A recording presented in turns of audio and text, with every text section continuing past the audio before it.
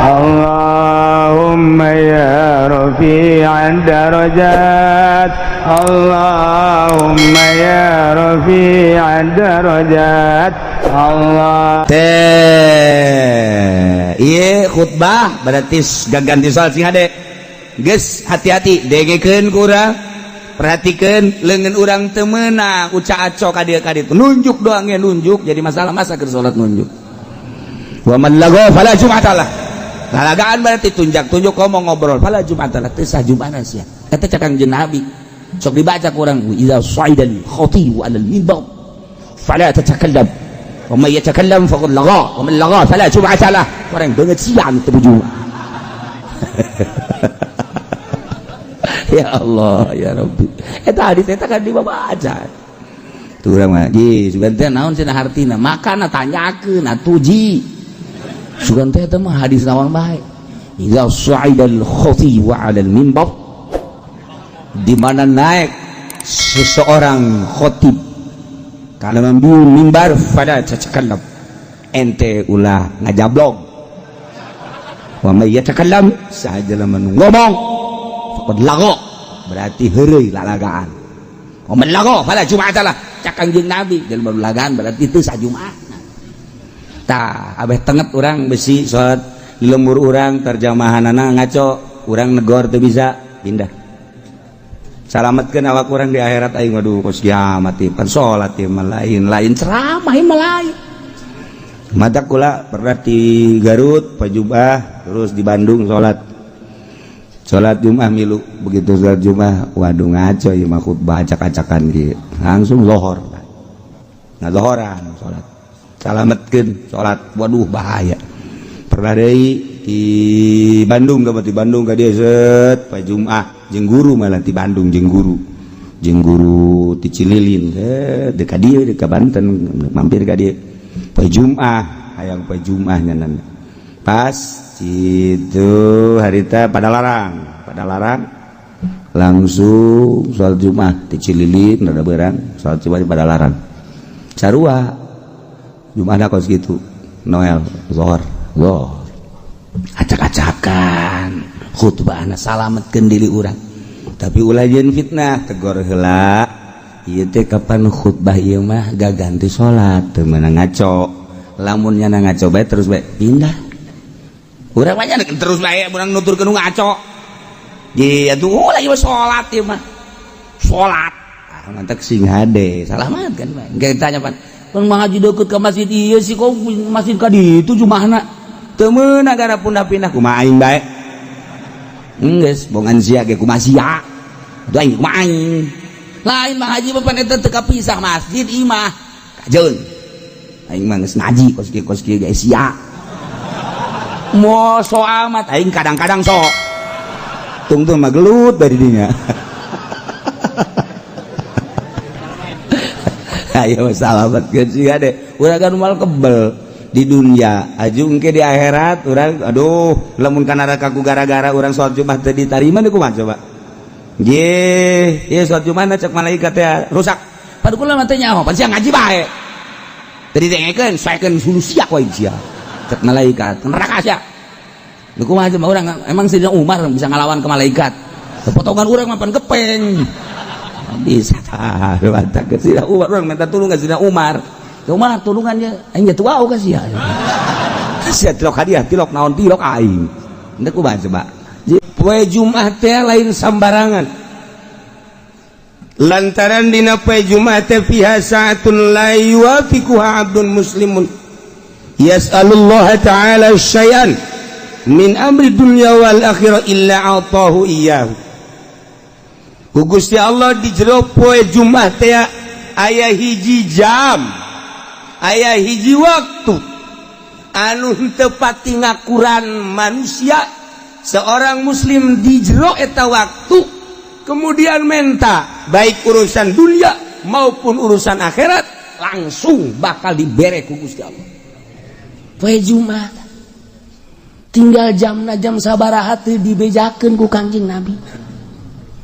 apakah tas subuh apa jam genep apa jam 7 apa 8 9 10 apakah jam 12 apakah mantes Jumat atau asar teu dibejakeun ku Kangjeng Nabi. Maksud teu dibejakeun abeh full sapoe Jumat teh ulah ka mana? Ulah ka mana coba lamun dijelaskeun oh. Ieu teh waktuna teh jam 12 atau jam 12 kabehan. Ngintip jam 12. Eta jam 1 ngintip jam teu. Pokona mah sampai Jumat bae. Ulah aya nu sempet-sempet ka pasar. Ulah aya nu sempet ka kantor. Bangkrut negara. Ulah aya nu sempet bae ka mana ka sawah pa Jumat mah. Geus bae ge kelan tasbih bae. 10 tasbihna 9 jual hiji atuh siapa jualan keneh bae. Nah ieu Jumat lain lalagaan sebutna ge sayyidul ayyam rajana poe Jumat. Mentak diprediksi mungkin bae waktu ijabahna teh sabada azan Jumat. Sabada azan tah sabada azan didinya waktu ijabah. Cek sakaol sabada salat sunah. Begitu azan langsung salat tas setelah salat sunah. Cek sakaol mah memeh imam naik ka mimbar didinya gegeraan menta. Begitu imam keur naik ya Allah menta dunia mobil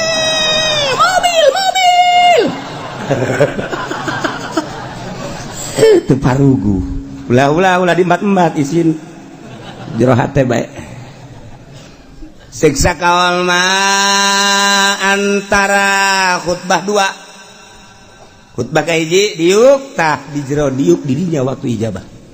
Siksa kaul mah beres khutbah ka 2 memeh dilaksanakeun salat Jumat. Siksa kaul mah ta salat Jumat cek sakaol deui mah jam 1 cek sakaol deui mah bada asar cek sakaol deui mah memeh adzan magrib tanu mantak poe Jumat mah geus bae ngintip jam bae di mana asal didinya pas urang mentang geus dibere langsung asal urang pas di waktu eta geus masyaallah ngan modelna eta ongkos Lailatul Qadar. Lailatul Qadar teh kan teu dijelaskeun ngan kebiasaana malam-malam ganjil padahal mah teu kitu. Kebiasaana malam lilikuran padahal teu kitu. Bebelasan gaya nu manggihan Lailatul Qadar. Abah nyongsrong urang Lailatul Qadar dengan modelna asal aya Lailatul Qadar bae malam eta urang tunduh. Dibentah-bentah ke kieu asa di mana gitu. Tak iya ge waktu ijabah teh geus kitu. Poe Jumat. Yes, nomor 1 poe Jumat. Nomor kedua Yaum Arfah. Poe Arfah lain lalagaan eta poe teh ngabogaan nilai anu pohara. Lantaran di mana terjadi poe Arfah yubahillahu taala malaikatan Allah ngabanggakeun diri terhadap malaikat. Cek Gusti Allah ya malaikati unzuru ila ibadi ja'u susan kubra deuleu kumaraneh hamba-hamba aing anu dararatang di berbagai penjuru negara di pelosok-pelosok dengan penuh karudinan. Poean Arfah mah di Mekah ngan sakadar make 2 helai. Eueuh nu make jas, eueuh nu make dasi teu berarti dihareupeun Allah mah jas jeung dasi. Kedeul banget lagi eueuh nu make endeu ka Arfah asup ka salon teh aya. Eueuh, tah udah apel ka salon mah. Kallah mah ruwag-ruwig tur kedeul. Boro-boro ngurusan awak buku baju gitu dipake ngan saukur 2 helai. Cek Gusti Allah hei malaikat pandang ku anjeun qad anfaqul amwal nyana daratang ka Arfah aya nu ngajual sawah aya anu ngajual mobil aya anu ngajual buruan imah aya anu ngajual kebo berikut jeung anak kotok menghormati ka aing kabeh ge hayang lain bae nu ngoran nini bengking tuh deuleu Gusti aki-aki tuh deuleu rata hayang nyaos sia malaikat tuh nini itu mah tuh embe dijual kotok dijual buruan imah dijual jeung anak-anak kotokna nah menghargai ka aing hayang kapanggih jeung aing ternyata horenganan di negara nama pamarentah eta teh horeng ngaleglegan duit nyana mah ngajual anak kotok tapi negara mah geus sakean juta asal tanda tangan haji meunang pikir ku sia coba malaikat aneh tante namun nyana ngajual anak kotok hayang kapanggih jeung aing kumaha peta bupati hayang menang jatah ku goblok-goblokna bupati ku goblok-goblokna presiden tuh anak kotok dijual hayang kapanggih jeung aing nyana meuli Lexus tolong deh coba tapi eta mah begitu di Amerika lain di urang di Amerika tuh mana di Amerika begitu sedih udah haju ngadagoana nagis ya nyaho malaikat aya anu 5 tahun beyana cenah di Indonesia mah 27 tahun kabur malodar hayang kapanggih jeung aing tuh tah saksian ku aranjeun kabeh geura ge hajuat Abul Abdan isyhadu ini ghafartu lahu tidak terkecuali nu aya di Arfah ku aing dihampura kabeh dosana untung jasa jelema nu di Arfah untung jasa jelema nu di Arfah dua tah poe Arfah hiji peju mah dua poe Arfah geus urang ge atuh poe Arfah geus ulah make ihram bae sanajan di dieu ge urang ngaji pene make ihram nah aing nurutan di Arfah bae sakieu teh geus teh kieu bae geus set aju daharna ge di lapangan nurutan di Arfah bae di ditu ulah nyisiran manang kayak anakna mawa ka grogol misalnya Bapak menjadi berubah sekarang iya nomor ketilu yaumun nahri poean lebaran haji qarrabal abdu kurbanahu tiap jelema anu ngalaksanakeun kurban Allah mah teu hayang dagingna Allah mah teu neuleuh getihna tapi Allah mah neuleuh teh takwana la yanalallah luhumuha wala dimauha walakin yanaluhu taqwa los daging nama jang sia dahar ku sararia tapi aing mah nilai nu ku aing katarima takwa na eta jelema fa awwalu qatratin qatarat minal kurban takunu kafaratan likulli dzambin amilahul abdu setiap tetesan getih nu nyek celekatana nu dipencit ku hiji jelema maksudna korban eta teh ngajadikeun pangampura dosa setiap tetes trak mangkaning sabaraha gelas getihna ieu getih sacek celek bae suara jasa ieulah poe lebaran mulia jasa teu bisa urang kuari mah masjid korban kuari teu bisa di luar bulan haji urang masjid korban teu bisa eta mah ngan sakadar poe eta bae poe lebaran jeung tasrek 3 poe lamun jelema boga duit kemudian henteu mencet korban rugi jasa lantaran keur ditongton ku malaikat kararieu be malaikat coba tuh si haji itu boga sebenarnya namanya duit pan bangunan nyokotan daging bae ulah neuleukeun tunjuk aing atuh biasa bae aduh sabarudak teh ditongton ku malaikat malaikat tonton kieu ya Allah mana coba si itu ci pan situ mah berita loba ge teh coba si itu cet tuh malaikat itu tuh di itu masjid laporan ya Allah itu mah tuh anu mah di anu masjid cak Allah guys bukakeun lawang sorga lantaran geus dihampura dosa Masya Allah pokokna mah geus siapkan kuari duit jeng celengan jang meuli kebo sapoe 1 juta kurang jeng celengan duitnya di mana bisa mun sapoe 1 juta itu bisa sapoe 500.000 jeng celengan berarti mun kuari datang ke lebaran 14 poe nah jadi berarti lamun 500.000 seperti itu berak kabeli gitu embe Garut bude dia wah cenah kieu duit teh boga tuh sakitu mah geus bantu sapoe 100.000 berarti kuari datang ke lebaran sabaraha 1 juta nah kabeli embe cisoka embe kacang nu leutik geus kuari mah lamun jadi tukang ojek ngojek kuari sapoe-sapoena tah duit gojekna sing menang 1 juta ceng celengankeun cek tukang ojek di mana horeng jai boro-boro menang 1 juta kadang-kadang babaturan nuhunnya sial da babaturan emang gak ai babaturan mah numpang nuhunnya kurang heuheuh eta tukang ojek da atuh biasa tapi lamun aya jahe mah set dek mayar nggak usah ikhlas saya mah udah jadi langganan aja dah saya mah ribo siap tuh tukang ojek Masya Allah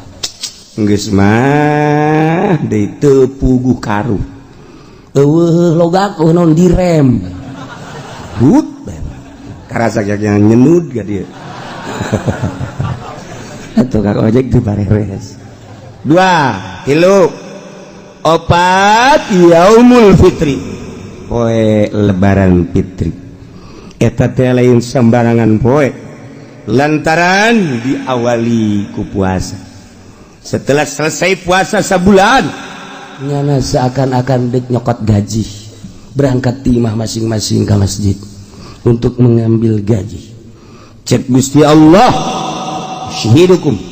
ini qad ghafartulah kain dihampura opat hiji poe Jumat ngeus kolot mah geus bae geus poe Jumat ulah ka mana geus kolot bang geus bae poe Jumat ulah ka mana ulah ka masjid di imah bae teu beres tah kolot poe Jumat yaum arbah lebaran haji jeung lebaran fitri poe nu opat eta mah lain sambarang nah eta teh Sayyidina Umar teh ya di mana itu menangna pertimbangan cek Sayyidina Umar salat zuhur 4 rakaat ketika dijadikan Jumat jadi 2 nu 2 deui adalah khutbah teh adalah bagian daripada salat nu 2 rakaat mantap teu benang sambarangan khutbah eta mah ulah ngaco-ngaco sebab salat keneh hiji kudu boga wudu 2 teu meunang ka kitu buka aurat merga 3 teu meunang ka pasil kebenar kapasil lantaran sholat kene mata ulah acak-acakan banyak khutbah sagala nyaritakeun kabar khutbah nyaritakeun Agustus khutbah jalan nyari teu beres eta mah khutbah sholat nu 2 rakaat teh jadi khutbah mata geus teu bagusna teu kudu terjemah nya teh sholat pengertianana sholat geus lamun diterjemah meunang cek fikih narjamahkeun nu dibaca lain ader-aderan nah ieu kuarikan ader-aderan tungtung nama orang jadi hebat henteu ngadengikeun khutbah sugan tambah takwa aja henteu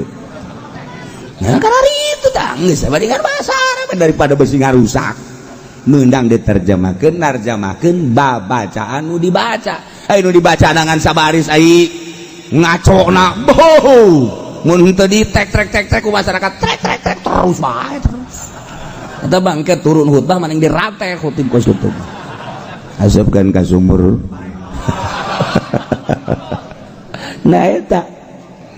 jadi pengertian ada lain khutbah ceramah gaganti salat 2 rakaat mutatadina zuhur 4 jadi 2 deui jadi khutbah geus khutbahna teu meunang ngaco aya aturanna geus khutbahna ge kudu aya hamdalah kudu aya sholawat kudu aya Quran, kudu aya wasiat, kudu aya doa Allahumma ighfir lil mu'minina wal mu'minat. Doa eta teu sak salat kabeh. tak perhatikeun aya aturanana ieu mah lain khutbah da diuk dosa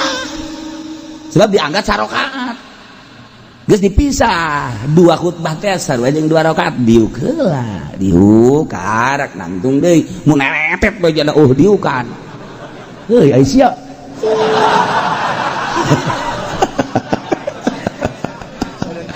goblok sia aing garusak salat aing sia.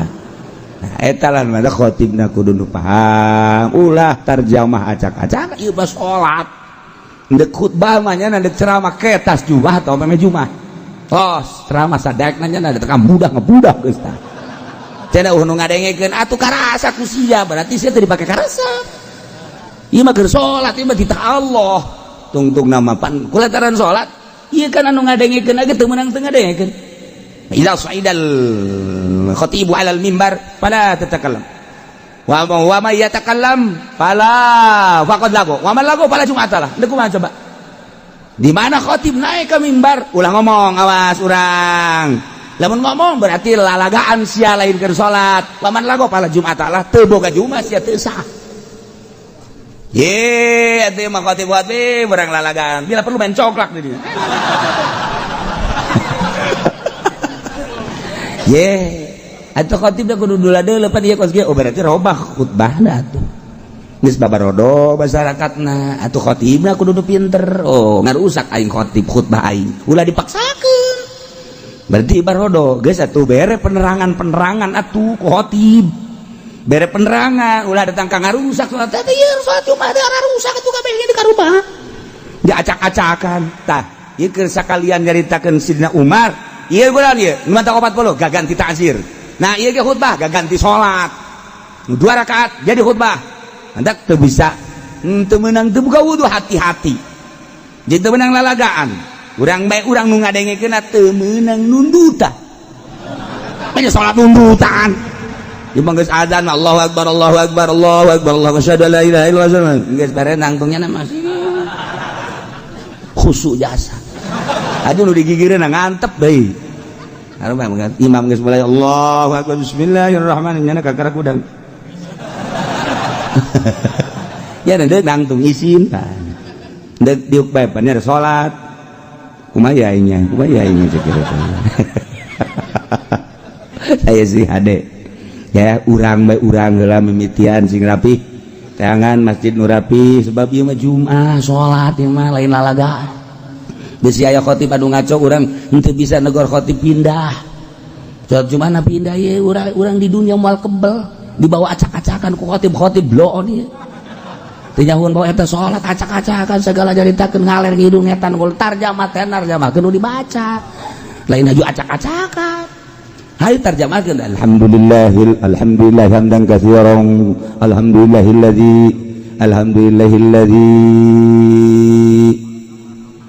alhamdulillah sia ngaco aing mah kagok aing ku suara sia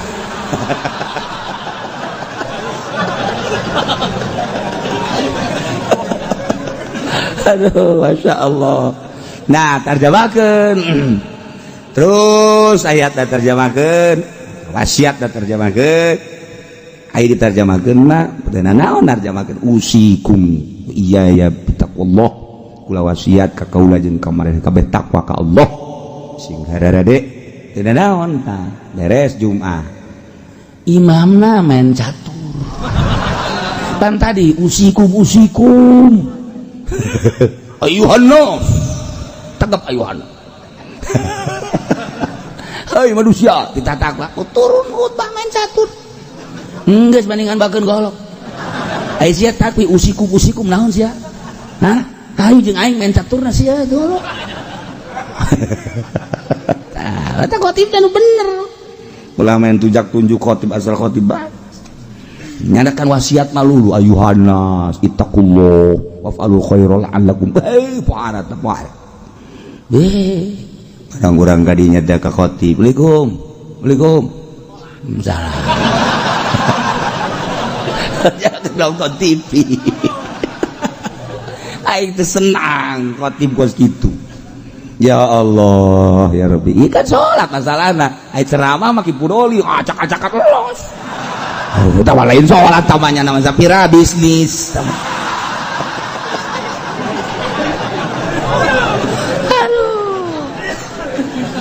Teriak, kau bagus tepati.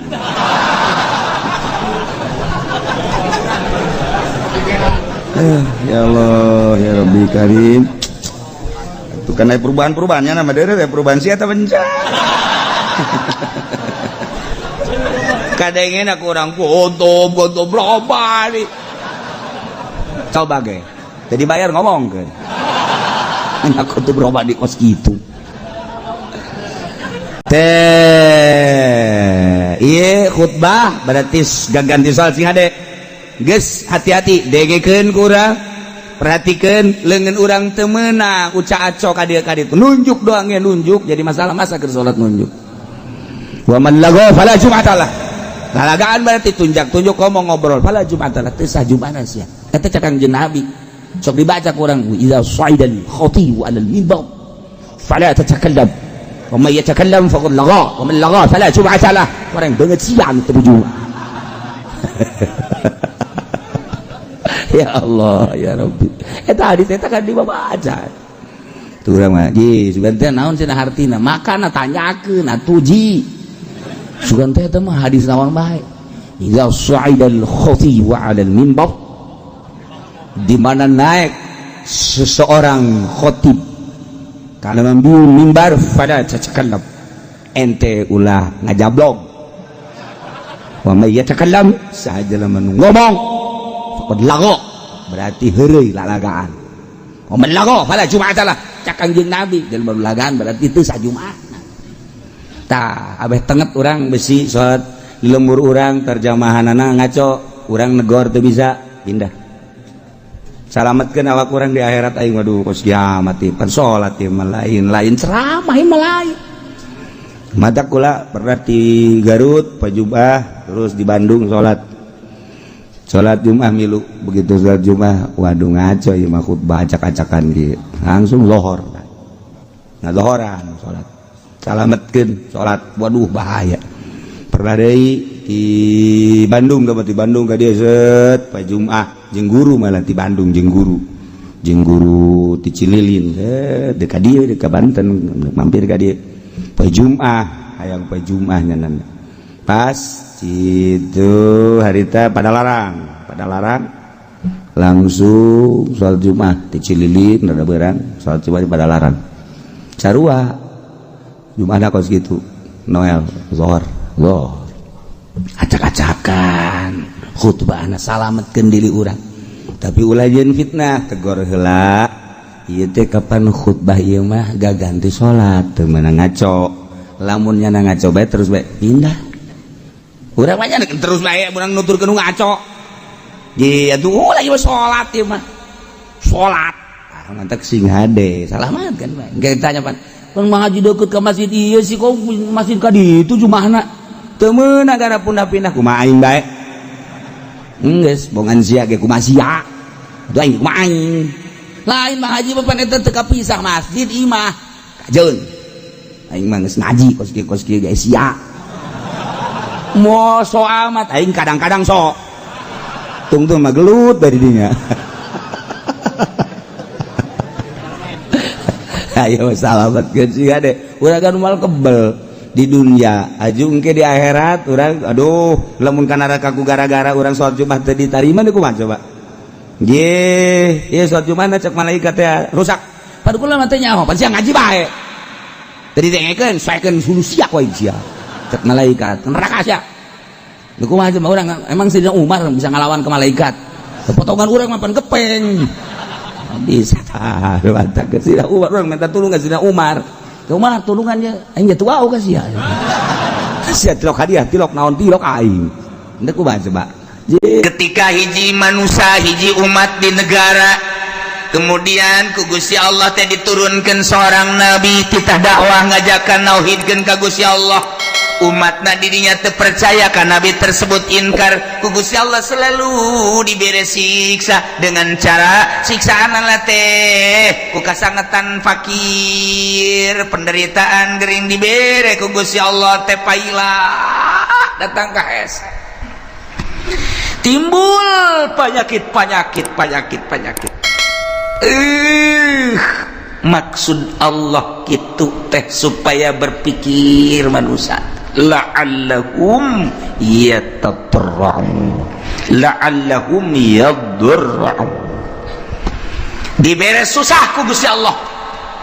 dibere garing manusia maksudnya supaya jelema tadarru ka Gusti Allah nurut ka Rasul nurut ka Nabi nu diutus ku Gusti Allah DPDP supaya tunduk supaya ngerendahkeun diri anu dimaksud kadituna supaya percaya iman ka Allah iman ka para nabi-nabi Allah subhanahu wa ta'ala eta umat nu baheula teh kitu tah heula tah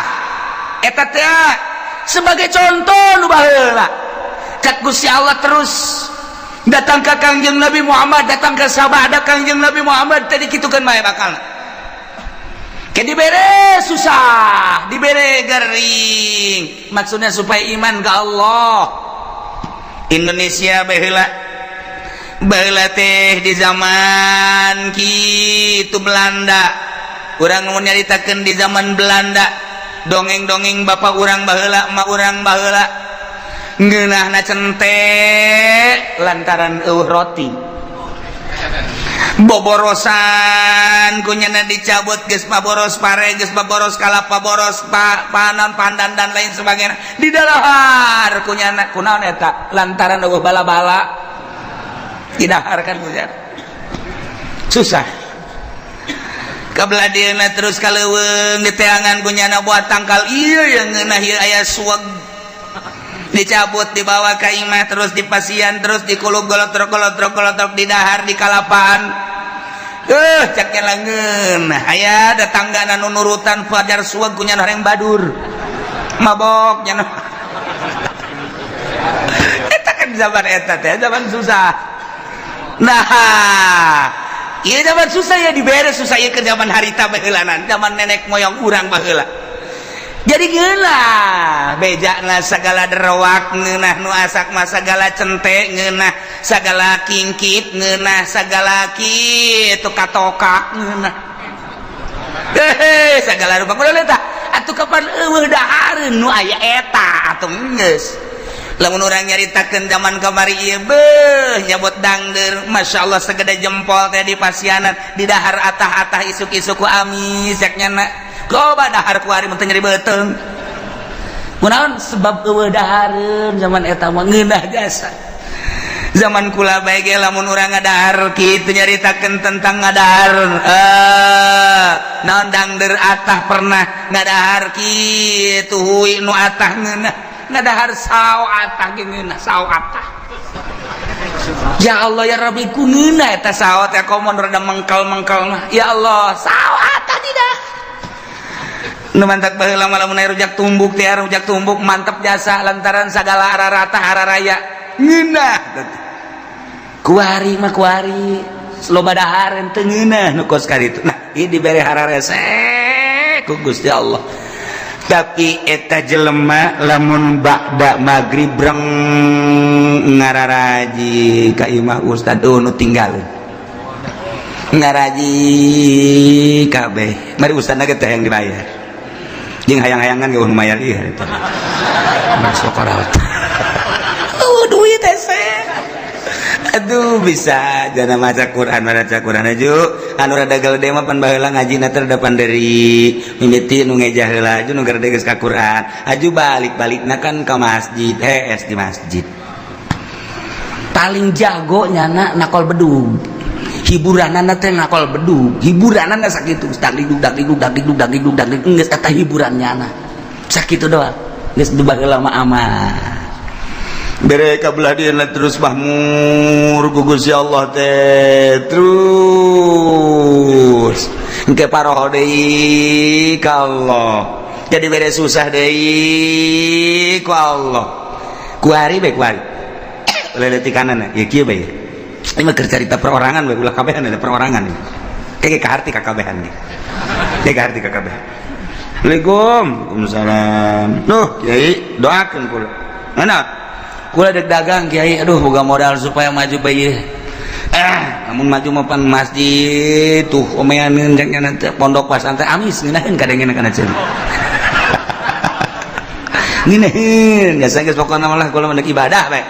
Guys, doakeun, padahal tadi doakeun ge wae sugeung mah keur cerita perjalanan. Yo cek ya itu sing bener itu sih dagang kayak seminggu datang deh, kalau 2 minggu datang deh. Wah, gede. Hiji. Waalaikumsalam. Roh, bari geus dia bantingkeun kopi ge blek. Sia kunaon ngabantingkeun roh puyang cenah kieu doakeun ieu. Kunaon hayang bisa ngazakat cek. Dah, mantap biasa eta ngomong. Hayang bisa ngazakat berarti hayang sugih kan? Hayang bisa ngazakat cenah kulit itu bisa ngazakat lain hayang sugih teuing kunaon hayang bisa ngazakat, hayang nyaho ibadah zakat. Sia ngomong pinteran kita. Berarti yang sugih ya. Doakeun lagi lu maju. Guys, sebulan sekali datang, sebulan sekali terus. Dibere maju ku Gusti Allah. Nu ka hiji maju, nu ka dua maju, blek rada lambat kayak makanya 3 bulan sekali. Ligo begal, kiai hampura tuh bisa ka dieu bulan-bulan kamari mah. Ku ada sibuk ku masalah sih. Ieu mah doa anu bae geus kiai set. Balik deui nya ka Jakarta atau ka gede satahun teh datang. Assalamualaikum. Aduh kiai kula ngan bisa lebaran doang cenah ieu ka dieu. Kula emang sibuk cenah masyaallah. Geus doana bae kiai mah pokona mah jauh di mata dekat di hati masalah. Segala dalil segala tuh. Dalil-dalilnya na tuh enggak masalah. Beli mobil mulu tuh. Nges teka kiai. Asal teka kiai baik berarti salatnya wallahu a'lam. Salat ya wallahu a'lam aya zuhur ke asar henteu, aya asar zuhur henteu, kabelah ditu lah. Zuhur henteu asar doang zuhur mending geus sekaligus ulah. Henteu lah. Keur ngalamun mah salat nya ge. Ken teu deui sugih. Dibere amruk meunang 5 tahun sugihnya atau 10 tahun. Brek ya dunia tuh ngaranna. Datang deui kiai mage. Waalaikum. Waalaikumsalam lu kiai. Benaon saja. Duh, orang kos kieu nya kiai. Aya kamar wajang gua ada mondok bae. Macam-macam sagede mondok nek naon. Geus teu kuat cenah hirup ieu horeng kos kieu lah dunia sakumaha kieu sagede dongeng-dongeng. Munaon emang? Amruk kiai dagang. Bara tahun 10 tahun gula teu ka dieu sakali da ka dieu kula amruk aing pake kokoset bae tuh Gus ya. Teu meunang teh kiai ngomong kos kitu teu meunang ieu cerita doang. Segala kokoset segala naon. Tah, ieu mah keur carita bae. Jelema susah datang ka kiai, berarti kan carita kiai berarti nyana ngarikeun Allah. Senang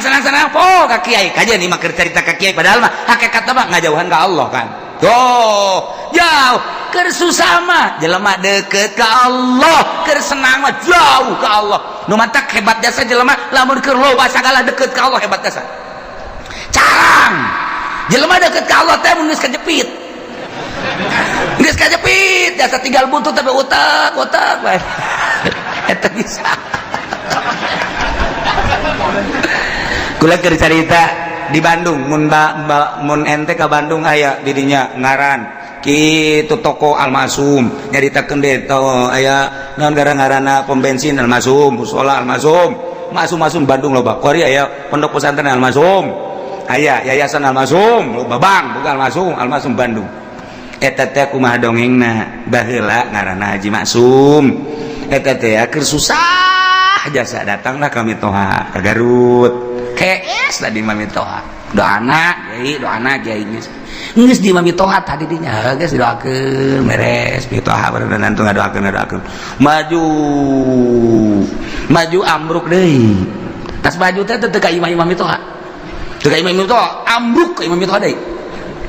Masuknya deng deui di imah TS deui biasa. Doakeun majuna teu kira-kira pohar aja sah miliuder Bandung geus lah.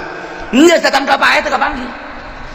Nggak sekali masalah, itu keur carita masalah, itu masalah, ternyata kita bermasalah. Ini mah keur carita kos gitulah dunia, dunia maka Allah. Tak Allah tak datang ke payah, tak pagi tak jeung mitoha tah. Lantaran nya teh urusan dunia. Masya Allah Karim. Aya deui moal dicaritakeun tah di Bandung, aya anu boga kitu Majalaya, nu boga pabrik samping, keur susah datang ka guru kula. Datang, terus ada senang, susah deui datang deui di datang senang deui terang senang pohara jasa senang kadeleuna padahal utang gede. Tenang baheulana poho ka eta dunia mah kos kitu. Nah mata ku Allah ieu keur nyaritakeun di dieu. Ieu keur nyaritakeun ieu teh wa ma arsalna fi qaryatin min nabiyyin illa akhadna ahlaha bil basa'i wad dharra. Tepati ngutus kaula ka hiji nagara diutus seorang nabi kecuali ku kaula teh disiksa halina nu mantak disiksa lantaran teu percayaeun ka nabina ngabohongkeun ka nabina ku Allah disiksa na teh lain di kumaha heulanan dibere kesulitan yakni kapakiran dibere kageringan gering luar biasa keur carita perorangan cara tadi keur cerita secara umum keseluruhanana oh aya nu diberenya susahnya gering beuh ieu mah naon gitu ngaranna murag di tangga katibah tangga nya susahnya gering geus pupurieun ieu mah anjur diusir ku pemajikanana banyak anak ngajauhan geus eta tah ieu dibere susah ku Allah maksudna naon supaya tadarru ka Gusti Allah la'allahum yadarra'u urang we kos kitu kesusah deket ka kiai darah ka kiai darah barang susah barang sugih henteu henteu kudu loba jelema loba di urang ge nu kos kara itu teh ambalayan nu mantak lamun stabil bae jelema keur susah cinta Allah geus sugih cinta Allah berarti kan nyana henteu kagoyangkeun ku lobana dunia berarti si koma hebat jarang 1000 hiji kan teh asal rek bae mulai geus kamari mah bisa tamat Quran sabulan sakali ku ari mah Quran ngan di deuleu doang Ekir kamari mah rada susah teh ya bisa babarengan jeung babaturan barang kuari sugih geus teu bisa babarengan jeung babaturan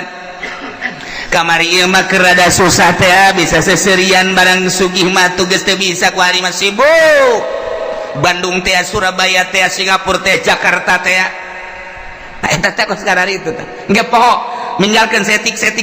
ka ditu urang we kuari lah moal ke salat sunah lah tin miti teh salat sunah terus kabeladiana ke mabadiah bae lah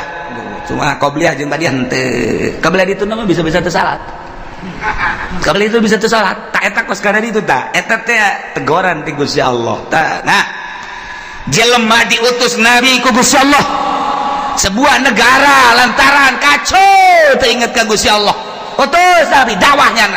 sagesa dakwah teu percaya disiksa ku Allah dibere kesulitan carana teu hujan-hujan lamun geus teu hujan atuh taneuh dangkal batal terjadi mimiti nu kesulitan teh kapan munding sapi domba kabelah dieuna jelema kesulitan lantaran teu aya cai ti luhur teh diturunkeun cai ti handap panas eueuh cai cigolah jelema nang Allah cak Allah ayo coba sia deuk kumaha coba baheula turun nabi kuari mah wali Allah mata kanyawan ulama nyaritakeun ulama kade cek kiai teh sing loba dumadeus ka Gusti Allah urang ti Allah dibere umur ku Allah bakal balik ka Allah persiapkeun urang yang menghadap ka Allah kemudian sing hade urang ieu lempang di taneuh Allah urang mah bangun tenang-tenang bae padahal mah taneuh Allah teh neuleukeun ka urang langit neuleukeun ka urang tangkal kayu neuleukeun ka urang mah teu boga asa dideuleukeun teu boga rasa dideuleukeun kok kaditu teu boga rasa dideuleukeun ku Gusti Allah jauh ka Gusti Allah malah judi malah mabok teguran ti Gusti Allah dibere susah kesulitan higi kuari-kuari keur ditegor ku Gusti Allah pabrik balalang krut kuari geus di PHK leuwih ti 50% pulang kampung kuari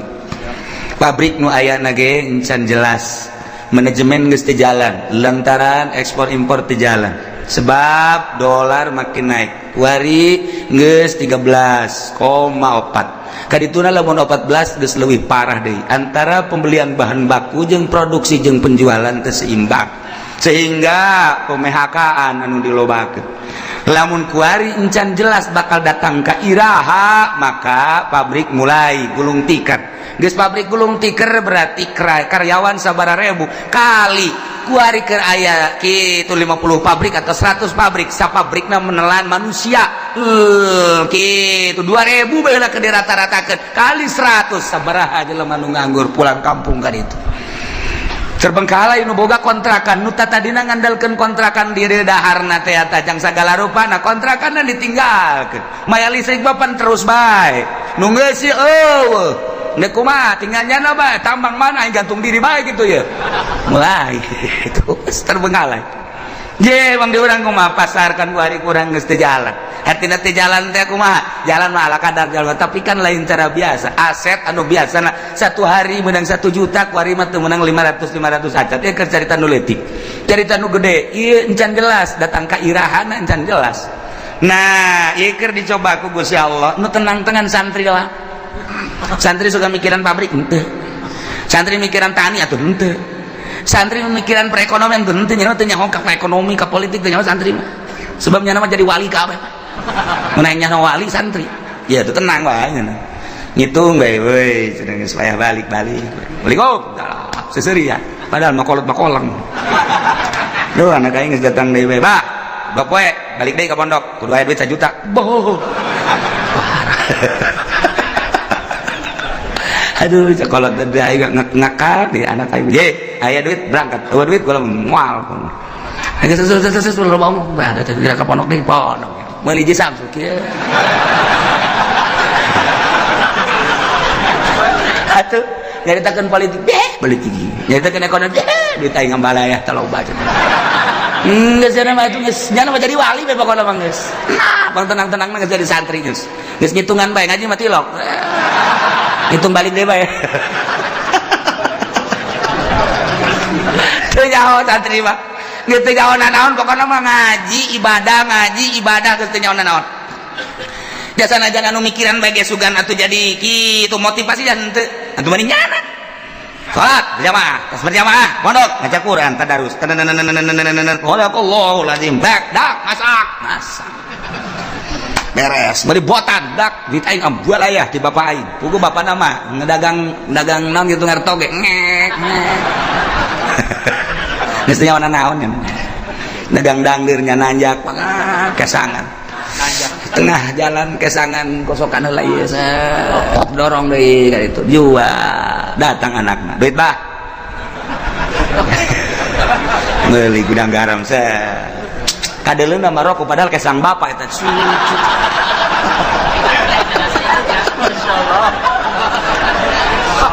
tapi juga boga pikiran eta henteu ja bapana ge ikhlas karena Allah lantaran cek bapana aing ngarido jasa aing dagang dangdeur capek ge tah pake ngabiayaeun sia komo sia bisa ngaji teu bisa ngaji ge aing nitipkeun ka sia teh keur macaan Quran ngajelaseun Quran hadis eta teh ucapan Allah ucapan Kangjeng Rasul geus atuh pokona mah aing mah penting mah sorga we coba mantep henteu coba yeay kolotna ge senangeun ya eta teh nya nu di dalam akhirat coba sakola hayo mere duit tak 3 juta jadi ibadah wallahu a'lam nu dibaca anak kitab naon dan lain-lain sebagainya jadi ibadah kalau wallahu a'lam datang deui minta duit hak tak dipake poya-poya ku anakna keur carita bener bae heulanan sakolana wallahu a'lam jadi ibadah wallahu a'lam teu ge buka tuh hate sia bego kalau teh ieu mah keur nu capek beta ngere ka anakna keur carita bisa ngajina geus poharet keur teu bisa ngajina dicatet ku malaikat masyaallah anakna cicing di pondok keur berjuang ngalaksanakeun bacaan kitab Allah dawan Rasulullah dawan ulama dibiayaan ku bapakna anu ngantar wasilah ngabiayaan anakna memeh anakna ka sorga kudu bapana heula amin su anak sia teu sakola teu mondok iya emang wah gitu Masya Allah Karim pohara jasa aja tatanggana saya dekat mana dekat pondok ye keke tungguan ngodok kantong nunggu jero keke tungguan bahasa gede jasa cak budak merena yuk set 5.000 cak nanti aing nggak daguan ngodok kantong mangel 5.000 doang dari sakit mereka Masya Allah mantap kula inget baik kula mau bejakeun jelemana waktu kula keur mondok aya seorang pengusaha sok mere ka kula tah teh kapanggih aya deui urang di nu sok mere tek datang ka kula inget baik kula geus marah naon kula sok dihadiahan bae ku kula bu aing baheula teh meuli kitab dibiayaeun ku eta seorang pengusaha tah kula sok dihadiahan bae lah garati anu teu nyana ge pasti aya aya teh leungit tah hate teh eta nyana ngabiayaan teh sok mere mun balik sok mere aya deui dulur mun munda balik menta teh mah Itu dibagi-bagi ku Allah ge nu merah nu menta aya. Lah ieu mah keur carita mun muka mata hati urang blak atuh emangna hirup dek di dunia doang. Beuke geus di akhirat. Blak. Masya Allah, begitu seorang santri, ustad atau kiai ditimbang amalnya bagus, sorga. Hai, cak pengusaha. Malaikat, ulah kali ke sorga kan? Emang kunaon gitu? Ulah kak. Emang naon hubunganan? Ayah hubungan gede aja gula. Ulah ke sorga kan? Ji naon heula, tanyakeun eta kitab nu dibaca kunyana nang meuli saha. Tanyakeun. Tad, emang boga kitab nang malikeun sa? Aya nang malikeun Pak Anu. Bener? Tuh Bapak Anu mana? Tuh rangkulannya. Bari ngarangkul ngarewas aja ka tuh ka sore. Jadi tuh atuh usul laik mah pokona mah ieu ustad bisa baca Quran esa kaca kitab pan kitab nanti Bapak. Bejakeun ka Gusti Allah. Eta kitab nang ti Bapak gitu. Bejakeun tadi tuh. Di cek ustad teh bisa gitu. Bejakeun ka malaikat beja. Beja, malaikat bebeja Gusti, jadi aya nu ngotot bae ieu pengusaha ieu, hayang milu ka sorganya na. Emang nya boga amal naon? Amalna mah teu pati bagus gang meulikeun kitab. Eta sabab wasilah santri bisa ngaji ku sebab dibelikeun ku jana jeung sok dibiayaan ku jana. Aduh, cak Gusti Allah geus ka sorgakeun mah.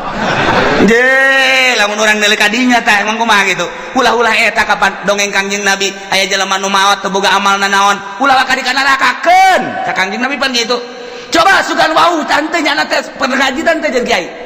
Tanya pernah ngaji? Henteu. Pernah bareng jeung kiai teh kita bacakeun. Pernah bareng jeung kiai teh? Henteu. Wau teh jeung kiai bacakeun. Wau teh jeung kiai henteu.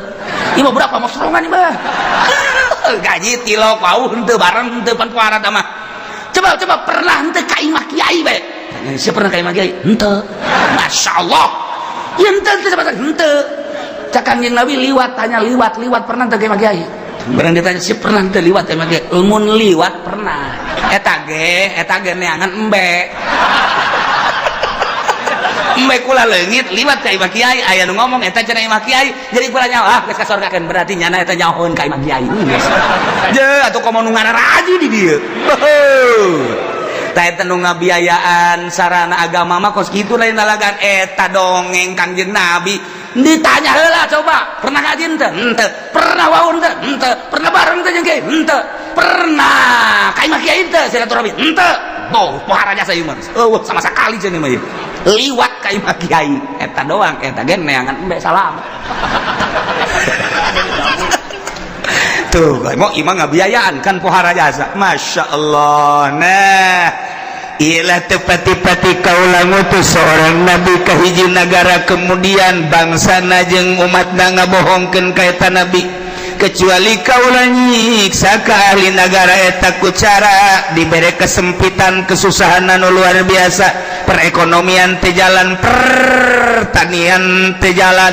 dan lain-lain sebagainya teh jalan sulit luar biasa wadbarro jeung penderitaan garering timbul gering-gering segala gering darah tinggi segala darah rendah segala ginjal segala macam-macam garering jelema teh geus mah kitu segala makroni segala kitu lihat sirah dan lain sebagainya bahkan aya penyakit anu dibawa ke dokter teh geus ngecek melalui ronsen melalui kitu SG teu kapanggih penyakitna jecak dokter cek-cekna sehat ubu gering tapi cek dokter sehat bapak ini udah pulang aja sehat buku gering bingungnya nanti ayah gering belajar sehat dokter bodoh guys bukunya nanti geringnya nanti ngerasakan tapi cek dokter teh melalui ronsen penyakitan melalui penyakitan darahna bagus ya teh bapak sehat ceknya cek jantung sehat cek paru-paru guys sehat tapi nyana nangis bisa kicep aja cek dokter pulang bapak sehat aing gering jaknya teh. Nah, ini bukan bagian dokter. Coba ke sono ke Jampang Surade. takut ada gaang di dalam perut nih, coba. Nah, iya geus teu kapagieun. Ku dokter ge geus teu kapagieun. Oh, dibawa ku ari ka kulon ka Paneglang, ka Cadasari aya di dinya teh nu make iket. Oh, ini penyakitnya cekel ping-pingna lot keluar paku tuh dulu. Atuh paku kos kieu aya di jero awak. Untung bisa hees gesakna teh. Masya Allah cak nu nganter tuh lamun 3 kilo mah bisa pakai ngabangun dah paku mana aya di jero awak kudu aya pakuan segala bohong.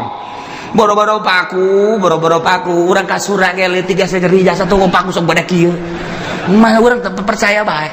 Itu canyana teh baru ieu mah tidak selesai. Ieu mah moal selesai dicokotan kieu mah sebab di imah ieu mah aya ora hideungan. Kudu mayar ieu mah segala apel jin, segala apel jurig, segala nanaon. Wah, tambah cai tambah daun. Eta bener apa nu kitu bohong nu gara itu. Aya penyakit itu bener teh eta mah ngabohong, dukun ngaranna. Nih disiksa ku Gusti Allah. Maksud Allah mere peringatan la'allahum yadra'un supaya DP supaya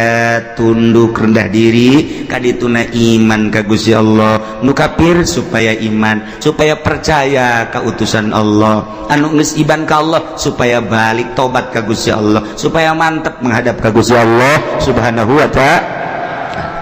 Summa badalna makana sayyatil hasanah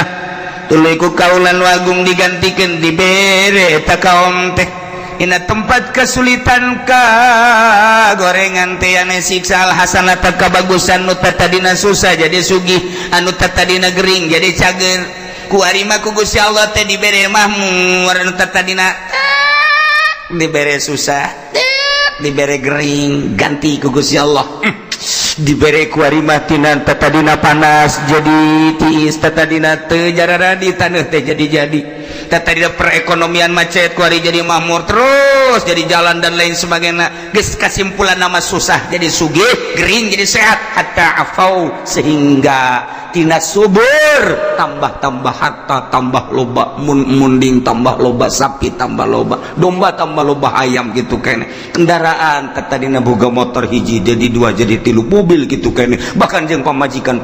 ge nambah tadina hiji jadi dua jadi tilu ku makmur-makmurna masyaallah kohar anak baradakan jadi loba ta'afau tadi dengan boga anak hiji dua kuali mun ditanya ti bibit itu 10 bibit itu 10 bibit itu 10 opat bibit jadi 40 geus lamun dek lebaran mudik jang anak doang nyewa bus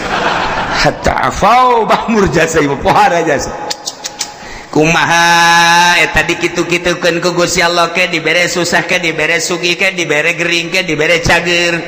eta teh kapan menang Allah maksudna Gusti Allah teh supaya inget bahwa ieu teh dadamelan Gusti Allah geus ana dadamelan Gusti Allah supaya iman ka Gusti Allah geus iman ke ibadah ka Gusti Allah supaya mantep nauhidkeun ka Gusti Allah Subhanahu wa ta'ala. Tapi kumaha eta kaum waqalu cek eta masyarakat teh kufrun nikmat kana kufur kana nikmat sing hade tamaki kituan tekod masa abaana berwasarro bapak moyang urang baheula ge osok dikitu-kitu baheula ge lain osok dikitu-kitu emang geus terjadi ke susah ke sugih ke paila ke subur tiba lagi kitu ke perekonomian macet ke perekonomian teh jalan atuh tiba lagi derek moyang urang ge kitu sarua jeung urang ieu teh ulah ditekadkeun bahwa ieu ti Allah wa hadhihi adatud dari ieu mah emang geus kos kitu bae kaayaan zaman masa gua ringes ayah diceli urang loba jasa ketika ayah gempa urang menyaritakeun ieu teh peringatan ti Gusti Allah ieu teh siksa ti Gusti Allah sebagian ngomong ieu mah kejadian alam dicaritakeun angin topan deg urang menyaritakeun ieu teh peringatan ti Gusti Allah siksa lantaran di dinya teh aya sumber maksiat anu teu katahan mungkin teh perzinahan mungkin perjudian mungkin bae di dinya teh segala kredit dan lain sebagainya disiksa ku Gusti Allah tapi nya nama lain ini mah kejadian alam ada tuh dahri emang geus biasa zaman mah kos kieu jadi kan tsunami dat peringatan ti Gusti Allah urang menyaritakeun ieu teh peringatan ti Gusti Allah nya nama lain kejadian alam lantaran di urang antara nu mukmin jeung nu fasik jeung nu kafir loba dedengean loba tapi ka urang lolobana dah kejadian alam eleh mukmin udah teger di televisi ngomong ini adalah merupakan peringatan dari Allah siksa titik geus kuduna kitu ieu lain kejadian alam nyaritakeun kejadian alam malulu teu harayang aing ngadengin lagi eueun tegas ya kitu tak ka Allah hati-hati kita kembali kepada Allah kuduna mah di TV kitu hai para kafir iman kepada Allah coba nyana di sel geus lah pokona nih kan guru ieu mah kejadian alam deui nah iya jelema nu kalalupur nikmat teh ngomongna teh qad masa'abana darra wa sarra urusan kos kieu mah atuh bapak moyang urang emang kakeunaan baheula aya susah aya sugih aya panas aya tiis aya masyarakat aya menan kitu ngaranna aya keur paila aya keur subur atuh baheula ge karari itu ke ku Gusti Allah dibere angin teh Gusti Allah engke ge aya angin ke gempa emang ieu mah wahadi ada tu dahri walaysa biuqubatin minallah lain siksa Allah ieu mah kejadian alam tiba heula na geus kitu nurun ka urang ayeuna nu mantak caknya nanggeus pakunu ada antum ada geus sing araya maneh mah maneh bae geus ulah nyaritakeun Allah geus mah lain siksa Allah lain kejadian alam maka lamun ku Gusti Allah geus diperingati melalui paila melalui panas tapi teu daek iman ka Gusti Allah teu daek sadar merendahkan diri ka Gusti Allah ketunggu cek Gusti Allah ujung-ujungna fa akhadnahum baghtatan wa hum la yashurun teh ku Gusti Allah disakalikeun siksana bagtatan teh sekaligus kaget sekonyong-konyong wa hum la yashurun bari manehna teu nyaho kana waktu datangna memena sugan aya kitu warning senten teu aya langsung bae emang kamar ieu waktu aya tsunami Aceh teh emang aya peringatan teu aya jeger kabeh ka bawah waktu kamar ieu di Padang emang aya peringatan awal geus ku Gusti Allah diperingati awal tapi kabelan itu udah tetap teu iman gak gempa sabaraha ribu manusia anu teu disalat teu Sukabumi gempa Garut gempa Yogyakarta gempa nu kuari mata anu ceulian anu pengkor anu leungeunnan dan lain sebagainya masih kadeuleu kene ku urang Yogyakarta teh tapi tetep teu iman ka Gusti Allah awas cak Allah namun ku aing kuari peringati melalui panas ku aing diperingati teh aya hujan sawah-sawah batela dan lain sebagainya hawa anu sakieu geus teu benyatu jeung urang panas luar biasa eta teh sing inget sia-sia teh nang aing ieu cuaca nang aing panas nang aing balik atuh ka aing cak Gusti Allah lamun sia balik ka Allah aman ku aing sia tapi lamun sia teu balik ka aing ieu kejadian alam deleukeun ku aing sia lamun ku aing teu didatangkeun bagtatan awas teh mun teu ngeri orang sing lobakeun istighfar keluarga ka Gusti Allah Subhanahu wa taala di lembur-lembur ayo istighfar astagfirullahalazim wa atubu ilaihi minimal 70 astagfirullahalazim wa atubu ilaihi atau anu panjang astagfirullahalazim allazi la ilaha illa huwal hayyul qayyum wa atubu ilaihi atau sayyidul istighfar Allahumma anta rabbi la ilaha illa anta khalaqtani wa ana 'abduka wa ana 'ala ahdika wa wa'dika masata'udzu bika min syarri ma sana'tu wa a'udzu bi ni'matika wa a'udzu laka bi dzambi faghfirli fa innahu la yaghfiru dzunuba illa anta ta eta baca ku cenah panjang ting teh kiai nu pendek bae astagfirullahaladzim li wa li walidayya la sabil lakum la jibati alayya jamu Muhammad eta ge panjang kene cenah kiai nu pendek bae astagfirullahaladzim wa tubu eta ge panjang kene sia moal ngamaca ieu sia mah panjang kene bae sebagian baca istighfar balik ka Gusti Allah Subhanahu wa taala lantaran hujan-hujan anu aya di sekitar urang encan hujan murni sing ade encan hujan murni ieu mah hujan buatan teh pemerintah supaya ulah ngebul teuing mantap urang tetep sulobakeun istighfar ka Gusti Allah Subhanahu wa taala ieu kurang keur dicoba ekonomi keur rada carut marut bagi anu bergelut di perekonomian kuari emang keur rada carut marut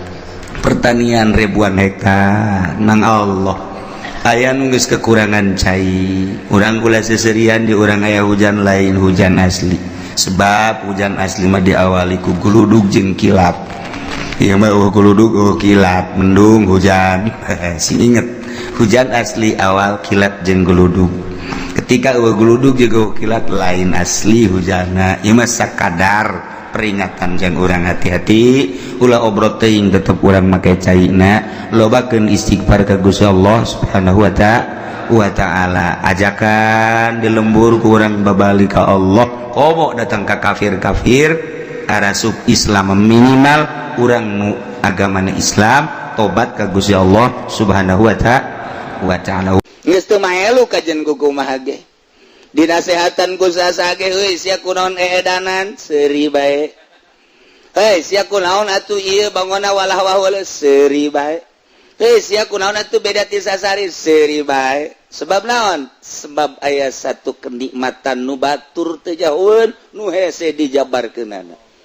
percis kos jelema mimiti kawin jeung nu geulis dipegateun kawin deui jeung nu geulis pegateun deui kawin deui jeung nu moah pohara jasa dipegateun deui celek kawin jeung nu jore masyaallah tetep bae adem ayem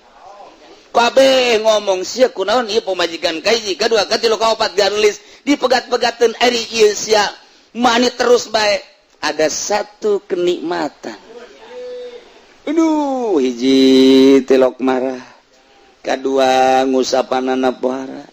belana ka aing luar biasa ngagairahkeunana jeung nganasehateunana ya pokona mah soal rupa mah kos kitu pokoknya jangan dilihat rupanya tapi isine widih ya rupanya orang pira waduh tapi apeme waduh siapa ka apem bayaran pugu bararasi ta apem nah iya cinta orang lamun berbicara cinta kos gitulah kuari jelema mencintai cincin udang tipeting batur mata hajud kunaon ngagosokan cincin eta kaman lamun disoting ku urang meureunana diungar lembur bloon jasa ngagosokan cincin tengah peting ku goblok-goblok deui mun pake maca Quran atuh tapi tetep bae cinta cincin masyaallah disorot deui oh pohara di luhur disorot dihandap disorot padahal kitu-kitu kene bolon budak dibebenjokeun ku nu leuleumpangan di rod cincin digulak digelik digulak digilak digulak di wow cek geus aya seteran ieu keur carita cinta cinta wanita cinta dunia cinta cincin cinta kendaraan cinta jabatan bebeakan kitu kene cinta Allah mesti loba nu dikorbankeun nah iya makan ngaji rasa nu bantak dididikna lalaunan ku guru thariqah teu bisa sakaligus anu langsung sakaligus tamat mah sugro kubra wah tuh beres tah bagus fotokopi bae ku sia meuli ka ditu ka meranggen aya buku-bukuna bacaan ku sia mentem sepeleng bisa tapi dididik ieu lah dideuleu langkah-langkahna didele kekepesanana terhadap dunia dididik dicarekan tingkatkeun ieu kieu kadele mun cara langlayangan mah geus bisa dipaenkeun kudu maenkeunana lantaran ieu langlayangan berat ka buntut teu daek naik kurang buntut dibuntutan berat sabelah ngigir bae berat ka belah dieu ngigir bae diopenan talang layangan teh buntutan abeh naik buntutan oh ieu teh miring bae belah dieu kurang diraut deui supaya ngeunaheun teng paenkeun ka dieu nurut ieu guru terhadap murid seperti kitu itulah dididik ieu teh supaya boga rasa bahwanyana didelekeun ku Allah bahwanyana didengikeun ku Allah bahwanyana teh dikanyahokeun ku Allah tak kena boga rasa eta tah pan urang ge ngaji mah geus nyaho malah didengung-dengungkeun disapekar wujud kidambako mukhalafatun lil hawadisi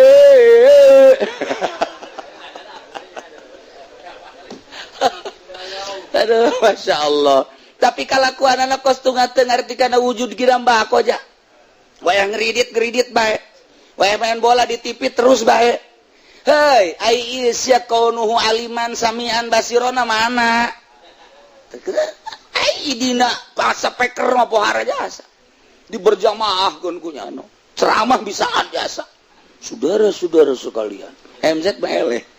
nu mata eleh geus paeh kan MZ na tapi kalakuan kos adu teu ngarti lawan tak teu boga rasa ieu mah dek dididik rasa supaya ngeunah anu luar biasa maca Quran teh nikmat zikir teh ngeunah maca sholawat teh nikmat ngeunaheun tafakur teh geunaheun sakumaha tadi urang salat Allahu akbar kemudian ayat tah kuari reungit urang lamun teu ngarti bahwa urang kerjeng Allah eleh kuda mah sesepak war cakna mah teu batal tapi kulantaran urang ngaji tauhid aing nangtung nang Allah reungit ge hiber nang Allah ketika reungit cocok ka aing nocokna eta menang Allah geus bae nafsu aing teh embungeun digegel reungit ngan aing keur dicoba ku Gusti Allah baik-baik besi aya reungit meureunanan ieu reungit teu boga parab di mamana meureun parabnya teh kudu di aing nangatur Allah mereunanannyana supaya sebeuheun di aing nyanggakeun sadaya-daya Gusti abdi mah keur ka Gusti lain salat tungtungna ngobrol jeung reungit eta mah jam penjabaran matak ieu mah rasa hese dijabarkeunana ketika orang salat Allahu akbar panas cik watek urang mah embung jasa hareudang teh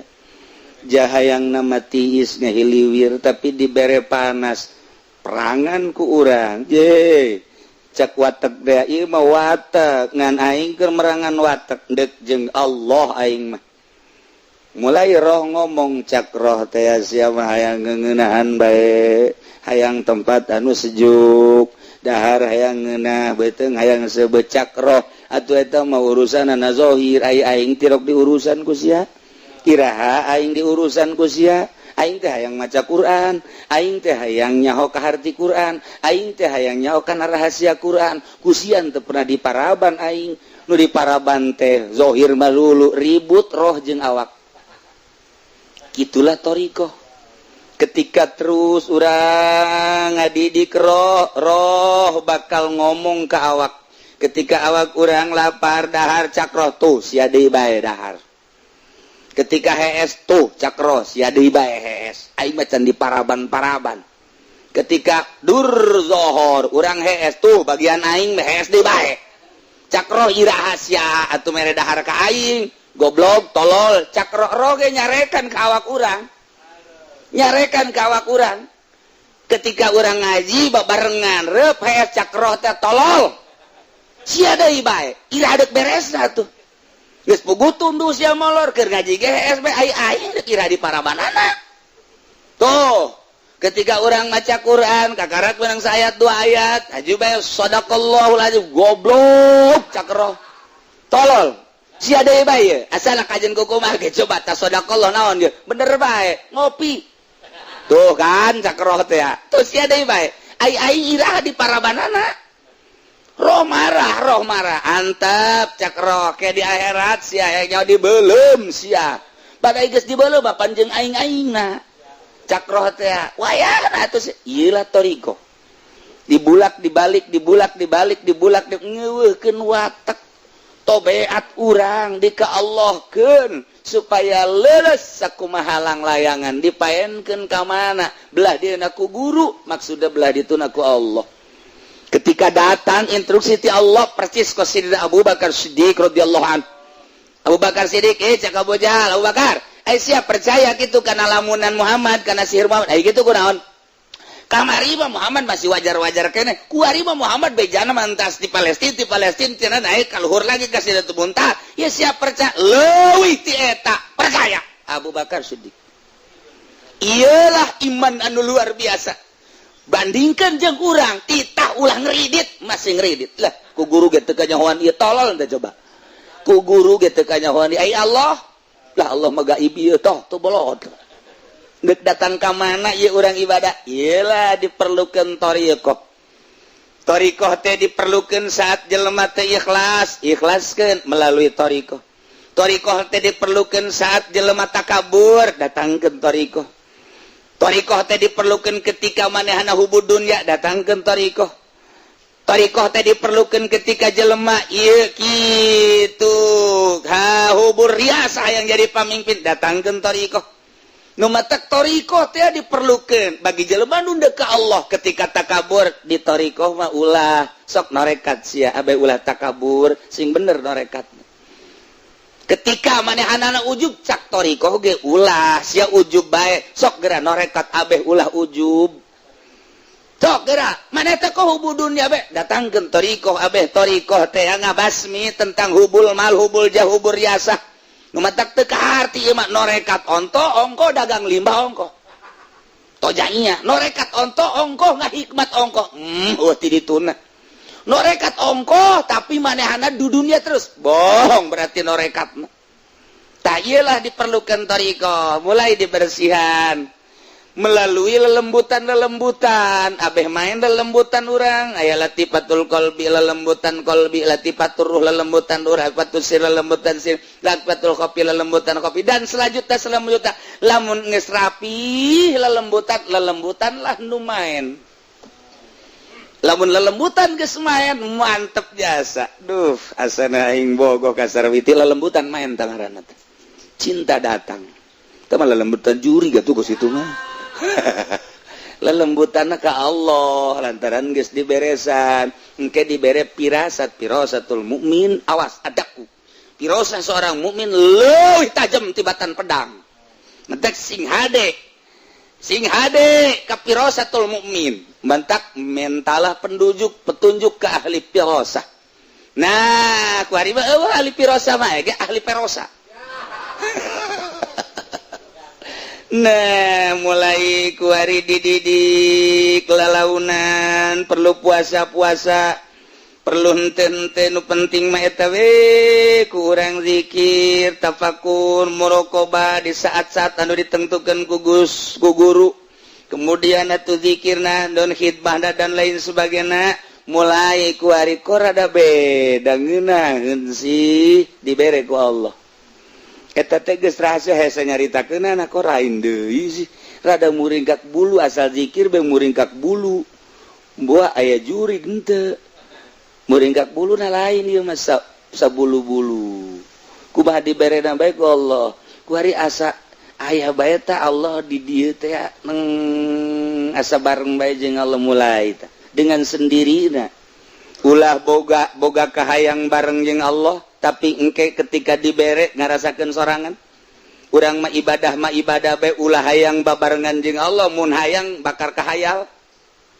ai hayalan mah tuh lain rasa tah mah hayalan ngaran ibadah sesuai jeung aturanana kieu lah dibere jeung henteu urusan Allah nah ku hari kaget jelema lamun ibadah bae terus mulai kok aya kos kieuan dibere kaget ku Allah dibere kok aya kos kieu penasarannya nah timbullah penasaran di mana datangna teu nyaho kadang-kadang ku puasa ku zikir mah teu datang kos kitu ku naon ku digawe di guru jadi boga rasa ku ngurutan guru dan lain sebagainya rahasia Allah sebab diberena ketika dinolkeun ulah ayana naon ulah hayangna naon naon di jero hate maksud urang Allah geus maha uninga aing leuwih nyaho ka maksud sia dibere tet mahal mulailah didinya berbeda jeung batur embung bakalna jeung jelema teh dibere embung bae pokoknya ditanya embung bareng embung hayang sorangan bae mulai mata jelalatan di let eueuh deui atawa denge aya suara makhluk anu kurang dinikmati eueuh deui atawa aya nu perlu disampeurkeun urang teh lantaran muasyarat teu bisa ngajaga eta eueuh deui tidinya lah didatangkeun deui hesena luar biasa lantaran ti mana datangna jeung kumaha eta mah lain pakasaban urang ja urang mah ngan sakadar ibadah doang dibere eta mah hese diusahakeun kurang hayang eta deui Gusti teu bisa tah urusan Gusti abdi keur harita dibere teh keur kumaha karah teu bisa bae kajen ku kumaha ge mulai deui di nol-nolkeun deui nu eta teh ka mana kok ngeunaheun amat nikmat amat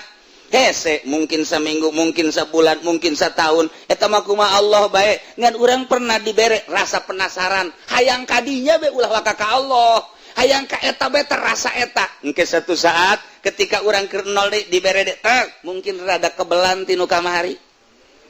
terus tak eta teh embung ngadengikeun suara embung bareng jeung hayang ngonci maneh ulah kaget lamun jelema ngonci maneh di jero kamar eta teh keur ngahayal hayang apansa iya rasana kuari langsung ibadah terus kamari aya ahlul farqi palmaiyah inda ahlil farqi al ilmu wal ihatah wa inda ahlil jami azat was sifat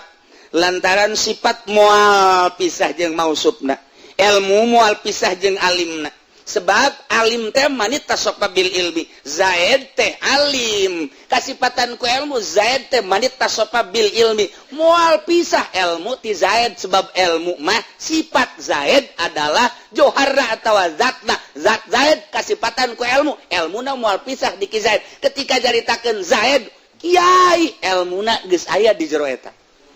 dia moal aya ilmu misa sorangan ti zaid moal bisa sebab ilmu mah sifat arod ngaranna geus arod mah la tufariku moal pisah sifat tina mausubna nah iyalah ketika seseorang keterapan kurasa ilmu Allah nyorot apan eta ilmu Allah teh meureun moal pisah jeung Allahna kuari urang boga rasa kadeuleu kanyahoan ku Allah aing ye cek Allah sia di gunung aingna aya sia di leuweung aing aya sia di laut aing aya sia di kota aing aya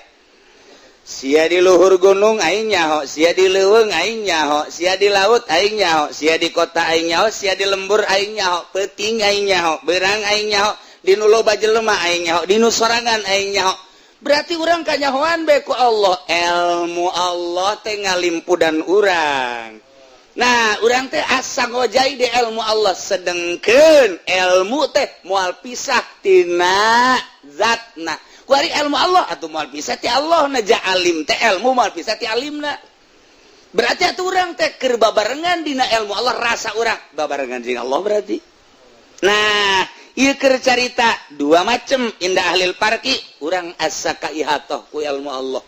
Ketika orang jadi ahlul jam'i, orang babarenganna jeung Allah melalui zat, melalui ilmu teh tadi. Nah, nu mantak dauhan Allah, ma yakunu min najwa salasa illa huwa rabi'uhum. Urang lamun keur tiluan, Allah nu kaopat da selalu bareng berarti.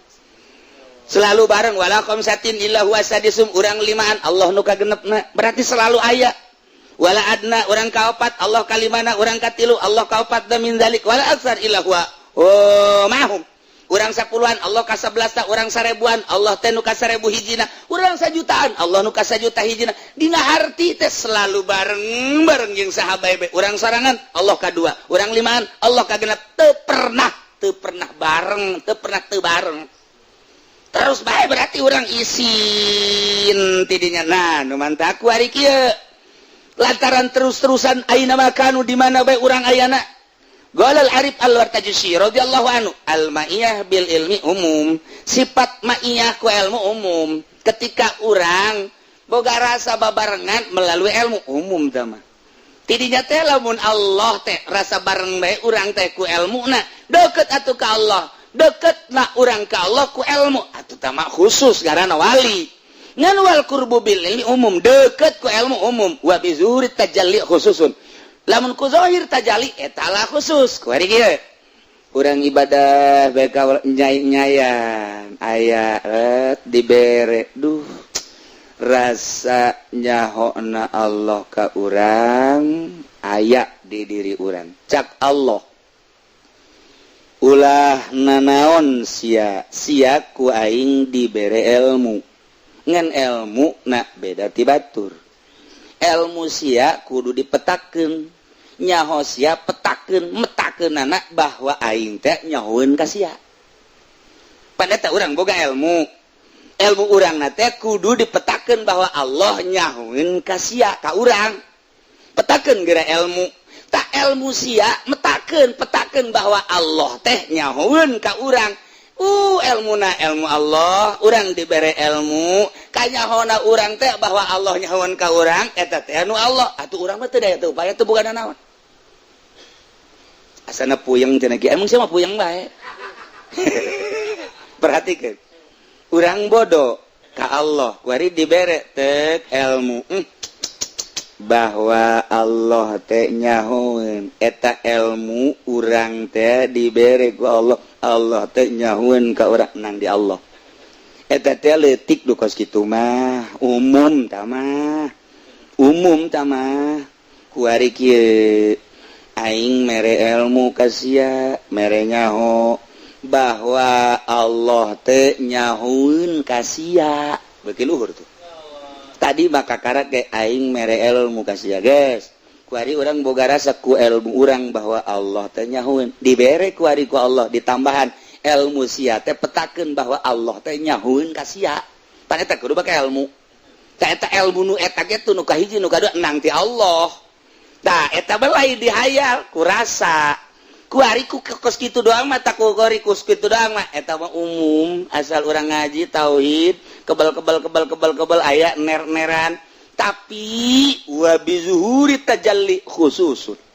ketika terus bae ilmu urang teh nganyahokeun bahwa Allah teh nyahona Allah ka urang teh maka ilmu na bahwa Allah nyaho ka urang teh eta menang ti Allah geus urang teh leupas tina ilmu henteu di aku ilmu eta teh danu Allah setit catungtung ilmu eta di aku eta teh hijab pengakuan urang antara urang jeung Allah moal zahir Allah lepaskeun geura ieu urang dibere ilmu ku Allah ilmu eta teh jangan nyahokeun bahwa Allah teh nyahueun ka urang ta eta ilmu eta teh nu Allah ketika eta ilmu di aku eta hijab ka Allah mual aya tajalli ka jadi gau sebab di aku satungtung urang ngaku berarti eta halang nu mantak lamun aya kiai ya tah mah budak so amat sia nyaho alfiah ge panti aing kiai jauh ka Allah sia geus so amat pan sia nyaho Johar Makmun nyaho mantek teh ngaji ti saeu guruna ieu sia nyaho kalip bengkok teh ti aing di aku kumanehanana hijab jauh jasa jeung Allah kanajan nyana jadi kiai sia bisa baca Fathul Muin ingat menang di saha ieu guru sia ieu bere berkat atuh aing hormat atuh ku siapan aing teh guru sia tidak teu bisa maca Fathul Muin jadi bisa gara-gara aing tah eta teh ilmu ti aing eta lah hijab antara dirina jeung Allah pikir mah kos kitu bae nu mentek lamun jelema teu norekat wow make di radio di televisi di orbitkeun hadirilah pengajian kilatan di pondok pesantren Asupendia orang di jero dagang karung nah eta teh kos kitu teh bagus cek ahli tarekat mah henteu sebab aya sebuah pengakuan jauh ka Gusti Allah sanajan cek syariat mah masalah untuk syiar ngan di akhirat jauh nyawa jadi boga ganjarannya henteu hadirilah pengajian alfiah Fathul Muin dan lain sebagainya bulan puasa sampai tanggal 20 dengan uang mitah 5 juta eta mah kiai dagang ilmu syiar dikaradiokeun dikatelevisikeun di selembaran dan lain sebagainya salah henteu demi syiar cak ahli thariqah salah moal meunang ganjaran sebab aya sebuah pengakuan hijab antara dirina jeung Allah tuh banyak berbagai tingkatan-tingkatan nah kuari marasa ya we Allah teh melalui ilmu ti kelekep ti ilmu Allah ya aing benta dibentakeun ku Allah nyahueun aing peureum dipereumkeun ku Allah nyahueun aing udang diudangkeun ku berarti Allah nyahueun aduh aing teh kelekep dina ilmu Allah persis sakumaha urang kitu di laut urang silem di laut kaharep ka tukang kagigir kabeh cai laut kaluhur ka handap cai laut ieu ge urang ti kelekep dina ilmu Allah kaharep ka tukang kagigir kaluhur ka handap ilmu Allah tika lekep dina ilmu Allah ambalayah keneh tah nu kos kitu mah loba keneh ya Allah eta ge geus hese jasa sih ulah nganggap ngambalayah ulah ieu mah keur carita nu ka Allah loba tah nu kitu mah menteknya nama beuki sieun bae ka Allah titita ngredit ngabiri gidig kita asup ka Golkar embung sakumaha deuk kaseuneu sieun ka Allah sieun nu kos kitu diajak ka pendopo bae embung sia bae embung aing mah pokona nu penting mah usia masuk kitu bae aing datang embung ka pendapat tapi berkatna mah tetep kiriman jiblon mah jelema nah ieu geus beuki apik beuki sieun kunaon eta rasa dikajahokeun ku Allah beusi salah ambalayah tapi ketika nyana leupas Tedi aku ia kicep nu Allah denge nu Allah ambe nu Allah rasa sakabehna nu Allah urang mah tata dina ge aya diayakeun ku Allah engke ge berarti aya na urang mah lalagaan nu aya na hakiki mah Gusti Allah geus bae boga rasa bae urang leng majzub ngaranna katarik hate kana ayana Gusti Allah majzub ngaranna nu kos kitu teu boga rasa dirina aya nu mandak keur majzub kitu mah nyana edan katarik rasa ku Gusti Allah na ieu teh ya kajeun teuing nyana teh salat keur edan Allah kadang auratna kadeuleu majzub ngaranna dihampura ku Gusti Allah sebab keur majzub jaku Allah ditarik rasana karena ngaranna teh engke teh bebak kok cager dititah ku Gusti Allah kembali ke masyarakat. Nah eta teh geus dibere ku Gusti Allah tajalli kadeleuna gunung lain gunung tapi Allah laut kadeleuna lain Allah lain laut tapi Allah tangkal lain tangkal tapi Allah tajalli eleh kabeh ku Gusti Allah sebab ieu dunya ayana lalagaan tadina eueuh kuari aya ti eueuh ka aya nu ngaayakeun Allah sanggeusna aya nung naon ngaranna utar atur Allah geus kadeuleu ombak laut diatur ku Allah nu kadeuleu lain ombak lautna tapi Allah nu ngaturna gunung luhurna ieu nangaluhurkeun Allah lain gunungna nu kadeuleu aturan Allahna ditajalikeun ku Gusti Allah geus kabeh nu kadeuleu teh ieu teh lain dunya tapi nu nyieun dunya ti eueuh ka aya ti aya ke eueuh deui berarti ieu mah lalagaan percis kos kalangkang bae nu aya ke mah Allah ditajalikeun ku Gusti Allah blak ieu lah nu hese ieu lah pangkat kutubul aulia wa tajalli khususun wa dzalika wallahu a'lam bissawab.